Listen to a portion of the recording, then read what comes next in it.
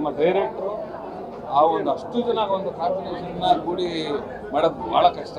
ಇವತ್ತು ಪ್ರತಿಯೊಬ್ಬರದ್ದು ಅವ್ರದ್ದೇ ಅಂತ ಒಂದೊಂದು ಸಿನಿಮಾಗಳು ಒಪ್ಕೊಂಡಿರ್ತಾರೆ, ಡೇಟ್ಗಳು ಸಿಗಬೇಕು. ಅದರಿಂದ ಸ್ವಲ್ಪ ನಮ್ಮದು ಒಂದು 6 ತಿಂಗಳು ಲ್ಯಾಗ್ ಆಯಿತು. ಇವತ್ತು ನಾವೇನಾದರೂ ಶೂಟಿಂಗ್ ಹೋಗ್ಬೇಕಂದಾಗ ಪ್ರತಿಯೊಬ್ಬರು ಪ್ರಮುಖ ಆರ್ಟಿಸ್ಟ್ ಇರ್ತಾರೆ, 4-5 ಜನ ಹೀರೋಗಳು ಇರ್ತಾರೆ.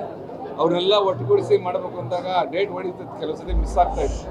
ಸೊ ಹಾಗಾಗಿ ಬಟ್ ಇದಕ್ಕೆ ನಾವು ಏನಂದರೆ ನಮ್ಮ ಗಣೇಶ್ ಅವರು ಯಾವ ರೀತಿ ಕನ್ವಿನ್ಸ್ ಮಾಡಿ ಆ ಟೈಮಿಂಗ್ ಸರಿಯಾಗಿ ಆ ಒಂದು ದಿನದಲ್ಲಿ ಪ್ರತಿಯೊಬ್ಬ ಆರ್ಟಿಸ್ಟ್ನ ಸೆಲೆಕ್ಟ್ ಮಾಡಿ ಶೂಟಿಂಗ್ ಹೋಗೋದು ಇದೆಲ್ಲ ತುಂಬ ಕಷ್ಟ ಸರ್.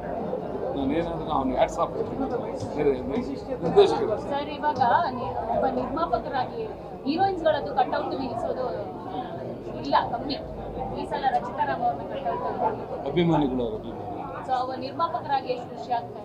ತುಂಬ ಖುಷಿ ಮೇಡಮ್. ನನಗೆ ಒಬ್ಬರಂತಲ್ಲ, ಸಾರ್ ಹೇಳ್ದಂಗೆ ಇವಾಗ ಅವರು ನಾನು ಮಾತ್ರ ಹೀರೋ, ನಾನು ಇಲ್ಲಲ್ಲ ಆಗಿರ್ಬೇಕಂತಲ್ಲ, ಸಮಾನತೆಯಾಗಿ ಏನು ಸಮಾನತೆ ಒಂದು ಸಾರ ಅಂತ ಇದಿದೆ ಅಂಶ, ಅದು ತಕ್ಕಂತೆ ಜೊತೆಯಲ್ಲಿ ಎಲ್ಲರನ್ನೂ ತೊಗೊಂಡೋಗಿದ್ದಾರೆ. ಪ್ರತಿಯೊಬ್ಬರನ್ನು ಅವ್ರ ಜೊತೆಯಲ್ಲಿ ತಗೊಂಡು ಕ್ಯಾರಿ ಮಾಡಿದ್ದಾರೆ. ಅದಕ್ಕೆ ಸಿನಿಮಾ ಗೆದ್ದಕ್ಕೆ ಸಾಧ್ಯ.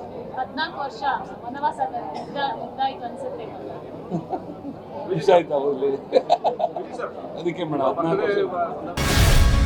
ಗ್ಯಾರಂಟಿ ನ್ಯೂಸ್, ಸುದ್ದಿ ಖಚಿತ, ನ್ಯಾಯ ನಿಶ್ಚಿತ.